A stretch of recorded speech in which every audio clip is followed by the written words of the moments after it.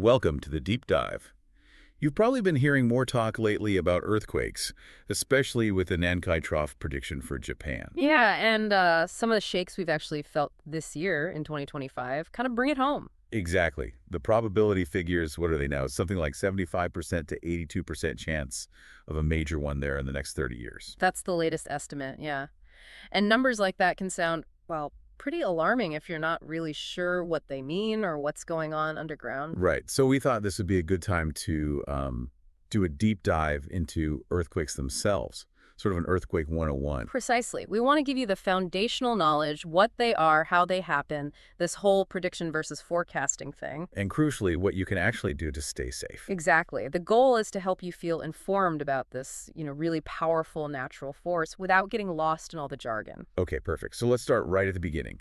In simple terms, what is an earthquake? Well, basically, it's just the sudden shaking of the ground. It happens really fast. Okay, shaking ground.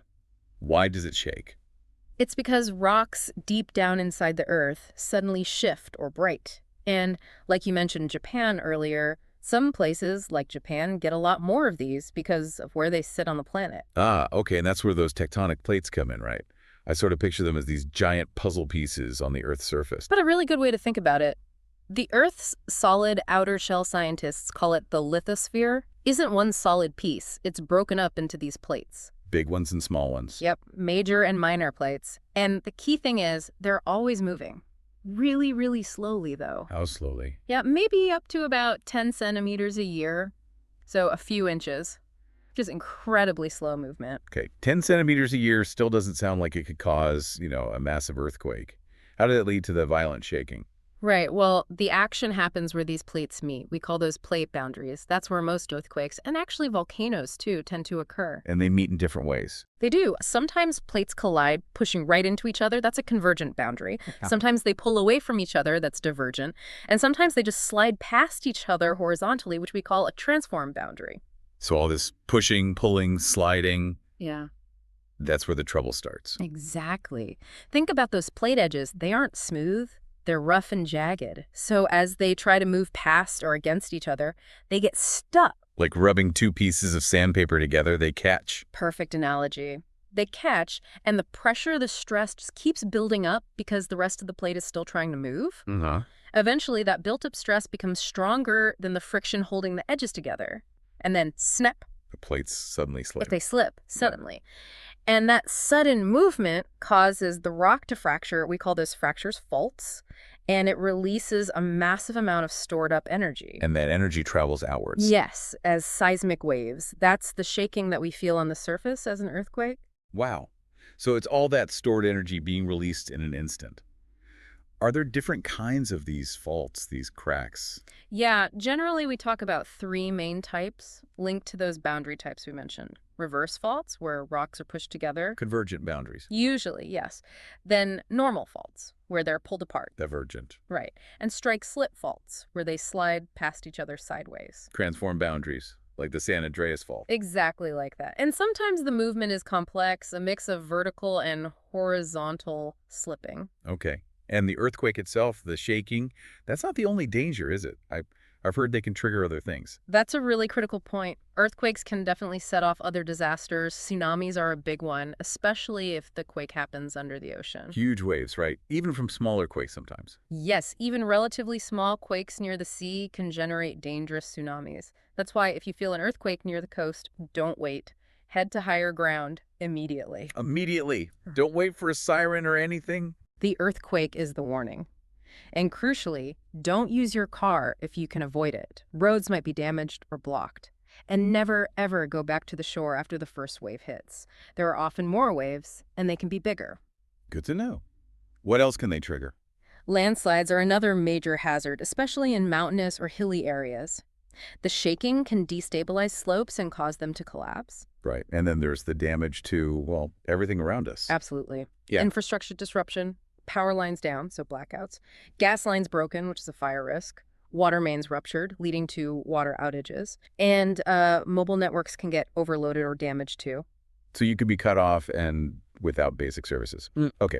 You mentioned some terms earlier, and we hear others thrown around. Could you quickly clarify a few, like Intensity versus magnitude. Sure, intensity describes the effects of the earthquake shaking at a specific place, like what did people feel, what damage occurred there. It can vary a lot depending on where you are relative to the quake. Okay, so it's about the local impact. Right. Magnitude, on the other hand, is a single number that measures the total amount of energy released at the source of the earthquake. It tells you how big the earthquake was overall. Regardless of where you felt it. Exactly. Then you have aftershocks. These are smaller earthquakes that follow a larger main shock. They can continue for days, weeks, even months, and can still cause damage or hamper rescue efforts. Right, be prepared for those too. Definitely. We already mentioned landslide, blackout, and water outage. Evacuation means leaving a dangerous area. An evacuation order or instruction is an official directive to leave. And evacuation centers. Those are designated safe places, often schools or community halls where people can go for shelter and assistance. Higher ground. That's the key for tsunami safety moving to land elevated above sea level. An evacuation site or area might be an initial safe place, like a park, before going to a center. And finally, safety confirmation. That's just the process of checking on people, making sure friends and family are okay after a disaster. There are systems for this we can talk about later. Okay, that's a great overview of the basics. Now, the big question that always comes up, especially after a damaging quake or with these Nankai Trough discussions, can we actually predict earthquakes? Ah, yes. The prediction question is something everyone wants to know. We hear about these probabilities, like the 75, 82% figure, but is that a prediction? Not in the way most people think of prediction. A true earthquake prediction would mean saying, okay, there will be a magnitude 7 earthquake at this specific location on this specific day. And we can't do that. Not reliably, no. Despite decades of research, consistently predicting the exact time, place, and magnitude of earthquakes in advance hasn't been achieved. It's an incredibly complex problem. So what can scientists do? You mentioned forecasting earlier. Right. Forecasting is different. It's about probability. It means estimating the likelihood of earthquakes of a certain size range happening in a particular region over a specific period of time, say, the next 30 years. Like the Nankai Trough forecast. Yeah. How do they come up with those probabilities? It's based on a few things. A big part is looking at the past. Scientists analyze historical earthquake catalogs, which can go back decades or even centuries, to see where quakes have happened before and how often. Using past patterns to estimate future chances. Exactly. And combining that with our understanding of plate tectonics, knowing that damaging quakes are much more likely along those plate boundaries where stress builds up. You also mentioned aftershocks. Does the relationship between small and large earthquakes help with forecasting too? It does. There's a general statistical relationship for every magnitude 3 earthquake, for example. There are roughly 10 magnitude 2 earthquakes in the same region, and 10 times as many magnitude 1s as magnitude 2s, and so on. So many more small ones and big ones. Yes. By monitoring these frequent, smaller quakes, scientists can get a better picture of seismic activity and potentially identify areas where the probability of a larger event might be increasing. But again, it's probabilistic, not deterministic. It tells us about likelihood, not certainty. Okay, so it's not like a small swarm. Definitely means a big one is coming tomorrow. Correct. It's just one piece of the puzzle in assessing long-term hazard. Scientists also use geology. They look for evidence of prehistoric earthquakes, like offsets in rock layers or signs of past tsunamis, to extend the earthquake record further back in time. Going back thousands of years sometimes. Potentially, yes. That gives a much longer view of how often large quakes happen on specific faults. Like the Alpine Fault in New Zealand geological studies helped estimate a high probability, I think around 75%, of a magnitude 8 or larger quake in the next 50 years. Wow. So combining historical records, geology, earthquake patterns. Yeah. Anything else? Yes, also geodetic measurements. Using GPS, we can now measure the slow straining of the Earth's crust very precisely. Seeing where strain is accumulating helps refine these forecasts. And all this forecasting information, what's the main use for it? A major application is informing building codes and infrastructure planning. Knowing the likely level of shaking in an area over the long term helps engineers design buildings and bridges that can withstand it better. It influences land use planning, too. So even without prediction, forecasting is really valuable for safety and resilience. Absolutely vital. Okay, let's shift gears then. Forecasting tells us about the risk, but what do we do when an earthquake actually happens? What are the immediate actions if you feel the ground shaking? Right, this is critical. Knowing what to do instantly can make a huge difference. If you're indoors, Stay inside. Don't run outside during the shaking. Why not run outside? Instinct might be to get out. Falling debris outside buildings' glass, masonry is a major danger, and doorways aren't necessarily safer. They can collapse too. The safest thing indoors is usually to get under something strong. Like a sturdy table or desk. Exactly. Drop, cover, and hold on. Get under it, cover your head and neck, and hold on to the table leg so it doesn't move away from you. Protect yourself from falling objects. What if you're in bed? Stay there. Turn face down and cover your head and neck with your pillow. It offers some protection. And after the shaking stops. Inside. Okay, after it stops, first check yourself and others for injuries. Then, if you can, turn off the stove or any heaters to prevent fire. Check for gas leaks if you smell gas, open a window and leave quickly. And try to open a door just in case the frame got damaged and it might jam later. What about at school or work? Pretty similar. Very similar. Move away from windows, tall furniture like bookshelves, get under a desk or table, follow any instructions from teachers or building managers. Elevators. Sounds like a bad place to be. Definitely avoid elevators if you suspect an earthquake might happen. If you are in one when it starts, push the button for every floor and get out as soon as the doors open. If you're trapped, use the emergency call button or intercom. Okay. What if you're driving? If you're in a car, slow down gradually, pull over to the left side of the road away from power lines, bridges, overpasses if possible, and stop. Stay in the car with your seatbelt on until the shaking stops. And after? Turn off the engine. Listen to the radio for information. When you get out, leave the keys in the ignition and the doors unlocked. Emergency vehicles might need to move your car. We talked about tsunamis earlier, but just to reiterate, if you're near the coast or a river, Immediate action. As soon as you feel the shaking, or even if you get an official warning, move away from the water and get to the highest ground you can as fast as you can. Don't wait. run. Don't drive if possible. Yes. Foot evacuation is often safer and faster in congested areas or if roads are damaged. During the shaking itself, is there anything else to keep in mind? It must be terrifying. It can be. The most important thing is to try and stay as calm as possible and not panic. Focus on protecting yourself.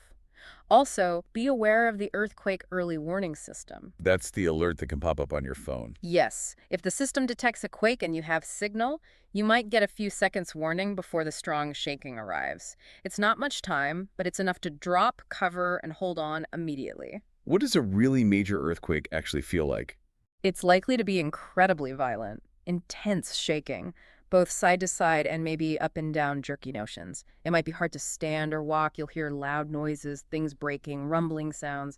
Objects will definitely be falling. Okay, so the shaking stops. We've checked for immediate dangers like fire or gas leaks. What next? Right. If it's safe, switch off the main electricity breaker and the gas supply at the meter if you know how. This minimizes fire risk later. Good point. Then put on sturdy shoes. There will likely be broken glass and debris everywhere, even inside your home. Protect your feet. Essential. Then what? Grab your emergency bag, that kit we'll talk about preparing. And then, if your home is damaged or you're told to evacuate, head towards your designated evacuation center or site. Carefully, I assume. Very carefully. Watch out for fallen power lines, cracks in the road, unstable buildings, falling debris. Stay aware of your surroundings. Once you get to an evacuation center, follow the instructions of the officials there. What if you were already outside when the quake hit or when the warning came? Try to find an open space, away from buildings, streetlights, utility wires, anything that could fall on you. If a sturdy building is right there, sometimes going inside briefly to take cover might be safer than being exposed. But generally, open space is best. Crouch down low and cover your head and neck. What about public transport? If you're on a train or bus? Follow the instructions from the staff. They're trained for this. Trains, including the high-speed ones like the Shinkansen, have automatic braking systems for earthquakes. They'll stop. Buses will pull over safely. And stay inside the vehicle. Usually, yes.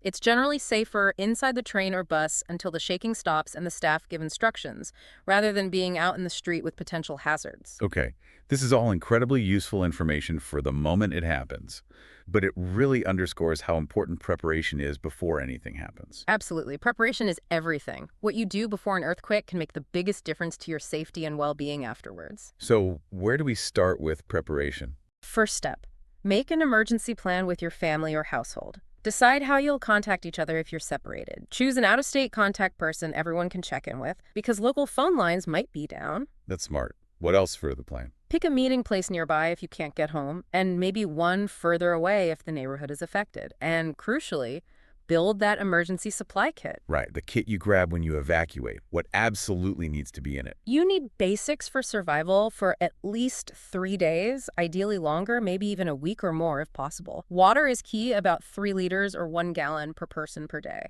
Non-perishable food, canned goods, energy bars. Things that don't need cooking or refrigeration. Exactly. Also, a battery-powered or hand-crank flashlight and radio with extra batteries, a first aid kit, a whistle to signal for help, dust masks to filter contaminated air, maybe some moist towelettes, garbage bags for sanitation. Okay, water, food, light, radio, first aid, whistle, masks, anything else. A wrench or pliers to turn off utilities if needed. A manual can opener for food. Local maps. Cash, as ATMs might not work. Got it. What about preparing our homes? Very important. Look around your home for things that could fall or break during shaking. Secure heavy items like bookcases, refrigerators, water heaters, even large TVs to wall studs. Tilt them down. Yes, use flexible fasteners or straps. Store heavy objects and breakable items on lower shelves. Consider putting safety film on windows to prevent shattering. What about the building itself, especially older homes? If you live in an older building, especially one built before modern seismic codes, it's worth looking into a seismic evaluation. Retrofitting, like strengthening the foundation or bracing certain walls, can make a huge difference. That sounds like it could be expensive, but potentially life-saving. It can be an investment, yes, but it's about protecting your home and family. Also, check for indoor hazards, pictures over beds, unsecured mirrors, things on high shelves. Fix them. Okay, home secured. What about that bigger stockpile of supplies you mentioned, beyond the go bag? Right. Think longer term. You might be without power or water for a week or more. So, stockpile extra non-perishable food and water. Consider a portable gas stove or barbecue for cooking outdoors, with fuel. Matches or lighters in a waterproof container. Candles. Practical things too, like Paper plates, cups, plastic utensils so you don't need to wash dishes if water is scarce. No. Extra toilet paper, personal hygiene items. If you have infants or need special care items, stock up on those formula, diapers, prescription medications. Keep at least a week's supply of essential meds. It seems like a lot, but you can build it up over time. Exactly. And ready-made emergency kits and supply packs are also available to buy, which can be a good starting point. What about knowing your surroundings? Evacuation routes. Crucial. Know where your community's designated evacuation sites and shelters are. Check your local government's disaster prevention maps. They often show these locations and potential hazard zones. And like you said, walk the routes. Yes. Walk the routes to your nearest evacuation points. Don't rely on your phone's GPS during a disaster. Networks might be down, power out. Familiarity is key. If you're near the coast or mountains, know your routes to higher ground instinctively. Makes sense. What about connecting with people around you? That's huge. Get to know your neighbors. In a major disaster, the first help you get will likely be from those immediately around you. Mutual aid is incredibly important. So participate in neighborhood watch or local activities. It helps build those community ties that become so vital when normal services are disrupted. Look out for each other. We mentioned safety confirmation earlier. How does that work? How do you check on people? After a major event, phone lines can be jammed. There are often special disaster message board services set up. In Japan, there's the 171 dial service, and mobile carriers often activate emergency message boards on their websites or apps. There are also web-based services. Find out what systems are used in your area before you need them. So you can post, "I'm safe," or check on others. Exactly. It helps keep regular phone lines free for emergency calls. And staying informed generally. Mhm. Are there good resources? Definitely. There are official apps from government agencies like meteorological agencies or disaster management agencies that provide earthquake info, tsunami warnings, and evacuation advice. Tourist agencies sometimes have apps for visitors too. Websites like NHK World, meteorological agency sites, local government disaster portals are key sources. Good to have those bookmarked or downloaded. Absolutely. And one last point on preparation. Consider earthquake insurance. Standard home insurance often doesn't cover earthquake damage, so look into specific earthquake coverage if you live in an at-risk area. Right. That's another important financial protection aspect. It really is. Wow, this has been incredibly thorough. It really drives home that while we can't pinpoint the exact moment, an earthquake will strike. No, That prediction piece is still elusive. Understanding the science, knowing the risks through forecasting, and most importantly, taking concrete steps to prepare ourselves in our homes, that's where our power lies. That's exactly it. Knowledge and preparation are empowering. They allow you to react effectively instead of freezing in panic, and they significantly increase your chances of getting through it safely and recovering afterwards. So the key takeaway really is that being informed and prepared is not just helpful, it's potentially life-saving. Couldn't have said it better myself. So for everyone listening, perhaps the final thought is this. Based on what we've discussed today, what's one concrete step you can take, maybe even this week, towards better earthquake preparedness? It doesn't have to be huge. Maybe it's starting that emergency kit, securing one heavy piece of furniture, looking up your evacuation route, or just having that planning conversation with your family. Every step counts. And hopefully, this deep dive is giving you the information and motivation to take that step. Check out official resources for more details specific to your area. Please do. Stay safe and be prepared.